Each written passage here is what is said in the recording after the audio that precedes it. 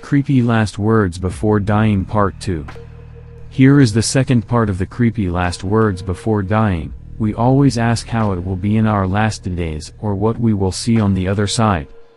Bob, here I come. Oh, honey, I've missed you so much. My grandma died in 1989, and my grandfather, Bob, died around 1965. She never remarried or dated, but she did have a great life. When she was dying, she yelled, Bob, here I come. Oh, honey, I've missed you so much. We always joke that we were glad she didn't yell, Bob, who the hell is that? Something _witty _. It's about damn time you got here. I've been waiting. My mom was watching over my great-grandfather in the hospital. He'd been unresponsive for a day or so when suddenly he said, it's about damn time you got here. I've been waiting. And then he died. Maria Miss. Kill me. The DNR patient was on comfort care. I was on a high dose of morphine and hallucinating.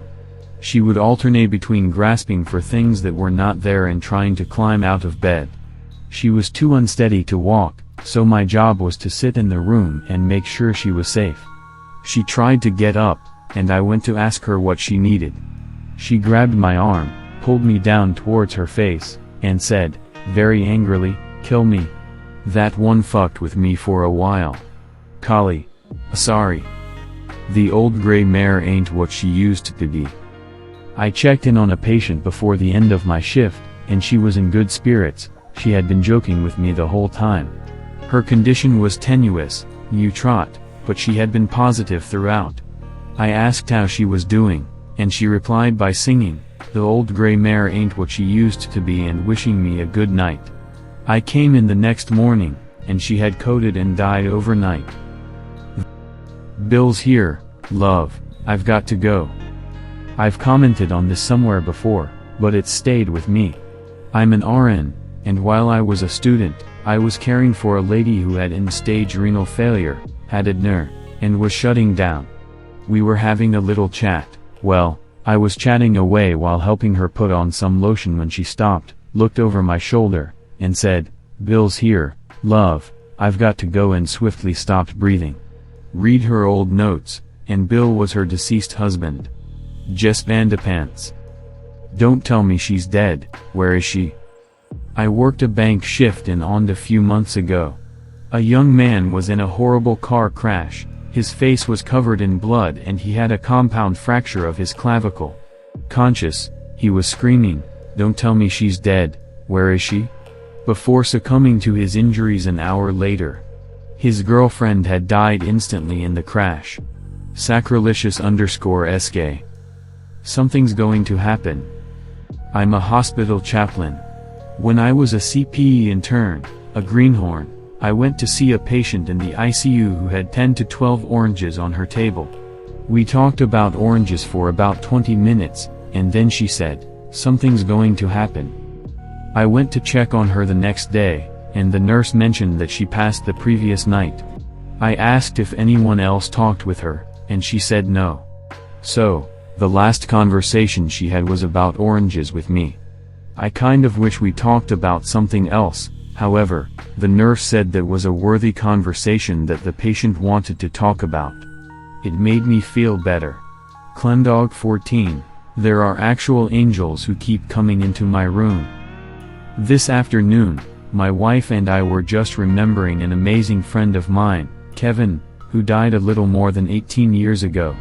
We did the math and realized that the son he left behind is now the same age that Kevin was when he passed, which gave me pause, to say the least. Kevin died from a recurrence of the same type of cancer that had first shown up in him while he was still in his teens. The same cancer, seriously, fuck cancer, had also taken his father at the age of 34, when Kev was just about the same age as his kid. He was a warm, funny, kind, no bullshit guy who had zero capacity for flowery talk or mysticism, you know. He was a real cash and carry kind of dude. So, you'll understand why his last conversation with me has comforted me for nearly 2 decades now. I went in to visit him at the hospital on what ended up being the final day of his life, and, when he and I were finally alone, he leaned over to me and said, "Stan, there have been angels in my room, on and off, since just before sunrise." I asked him if he thought it was the morphine, which, normally, he would have been the first to suggest / lol, and he said, "No, I'm not fucking with you, buddy. I'm not talking about feeling angels or anything. There are actual angels who keep coming into my room." I asked him if they were frightening, and he replied, "No, they're actually making me calm the fuck down a little bit." He passed later that evening. You know, I have always had, and still have, doubts about there being anything after this life. And, of course, the pragmatic part of my brain recognizes that it certainly could have been the medications he was taking or some further metastasis to his brain, right? But if I'm being honest about what my gut tells me, or my heart, there were angels in my friend's room. Oh. Stanza. I'm going to see you again, brother. My grandfather's brother died exactly 6 hours after my grandfather, and just minutes before he died, he said, "I'm going to see you again, brother." He didn't know at the time that my granddad, his brother, had died. The family was going to tell him the next morning because he was having a bad day. Per Beals. Don't be sad. I'm working on my mother's eulogy for tomorrow's wake. I'm going to go into detail for anyone who is smoking because I think it's something you should reconsider. My mom was diagnosed with terminal lung and pancreatic cancer. A mass had developed around her vocal cords, making it hard for her to speak. She smoked all of her life, and it finally caught up with her.